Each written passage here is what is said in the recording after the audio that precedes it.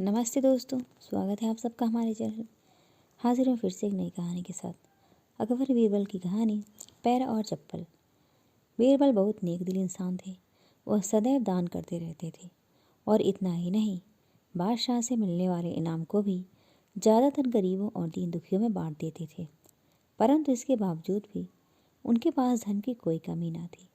दान देने के साथ साथ बीरबल इस बात से भी चौकन्ने रहते थे कि कपटी व्यक्ति उन्हें अपनी दीनता दिखाकर ठग ना ले। ऐसे ही एक बार बादशाह दरबारियों के साथ मिलकर एक योजना बनाई कि देखें कि सच्चे दीन दुखियों की पहचान बीरबल को हो पाती है या नहीं। बादशाह ने अपने एक सैनिक को वेश बदलवा कर दीनहीन अवस्था में बीरबल के पास भेजा कि अगर वह आर्थिक सहायता के रूप में बीरबल से कुछ ले आएगा तो अकबर की ओर से उसे इनाम मिलेगा। एक दिन जब बीरबल पूजा पाठ करके मंदिर से आ रहे थे तो वेश बदले हुए सैनिक ने बीरबल के सामने आकर कहा, हुजूर दीवान, मैं और मेरे 8 छोटे बच्चे हैं जो 8 दिनों से भूखे हैं। भगवान का कहना है कि भूखों को खाना खिलाना बहुत पुण्य का कार्य है। मुझे आशा है कि आप मुझे कुछ दान देकर अवश्य ही पुण्य कमाएंगे। बीरबल ने उस आदमी को सिर से पांव तक देखा और एक क्षण में ही पहचान लिया कि वह ऐसा नहीं है जैसा वह दिखावा कर रहा है। बीरबल मन ही मन मुस्कुराए और बिना कुछ बोले ही उस रास्ते पर चल पड़े जहाँ से होकर एक नदी पार करनी पड़ती थी।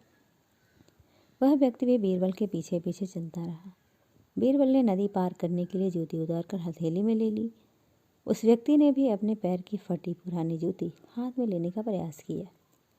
बीरबल नदी पार कर कंकरीले मार्ग आते ही 2-4 कदम चलने के बाद ही जूती पहन लेता। बीरबल यह बात भी गौर कर चुके थे कि नदी पार करते समय उसका पैर धुलने के कारण वह व्यक्ति और भी साफ सुथरा, चिकना, मुलायम, गोरी चमड़ी का दिखने लगा था। इसलिए वह मुलायम पैरों से कंकरीले मार्ग पर नहीं चल सकता था। दीवान जी, दिन हट्टीन की पुकार आपने सुनी नहीं, पीछे आ रहे व्यक्ति ने कहा। बीरबल बोले, जो मुझे पापी बनाए मैं उसकी पुकार कैसे सुन सकता हूँ। क्या कहा? क्या आप मेरी सहायता करके पापी बन जाएंगे? हाँ, वह इसलिए कि शास्त्रों में लिखा है कि बच्चे का जन्म होने से पहले भगवान उनके भोजन का प्रबंध करते हुए उसकी माँ के स्तनों में दूध देता है, उसके लिए भोजन की व्यवस्था भी कर देता है। यह भी कहा जाता है कि भगवान इंसान को भूखा उठाता है पर भूखा सुलाता नहीं है।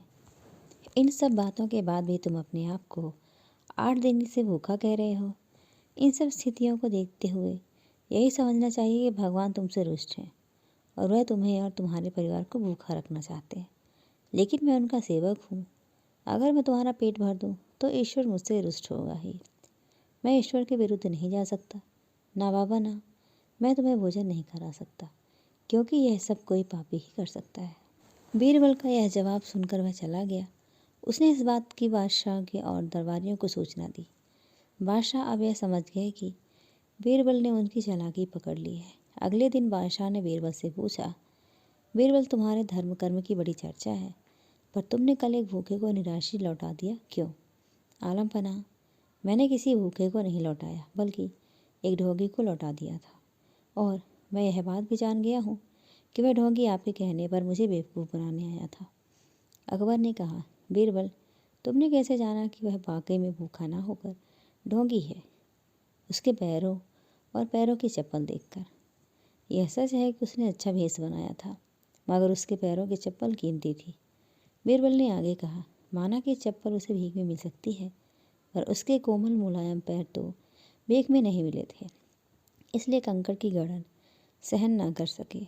इतना कहकर बीरबल ने बताया कि किस प्रकार उसने उस मनुष्य की परीक्षा लेकर जान लिया कि उसे नंगे पैर चलने की भी आदत नहीं है। वह दरिद्र नहीं बल्कि किसी अच्छे कुल का खाता कमाता पुरुष है। बादशाह बोले, क्यों ना हो, वह मेरा खास सैनिक है। फिर बहुत प्रसन्न होकर बोले, सचमुच बीरबल, माँ बदौलत तुमसे बहुत खुश हुए। तुम्हें धोखा देना आसान काम नहीं है। बादशाह के साथ साजिश में शामिल हुए सभी दरबारियों के चेहरे बुझ गए। दोस्तों, कहानी आपको कैसी लगी ज़रूर बताइएगा। लाइक करिएगा, चैनल पर नहीं तो चैनल को सब्सक्राइब करिएगा।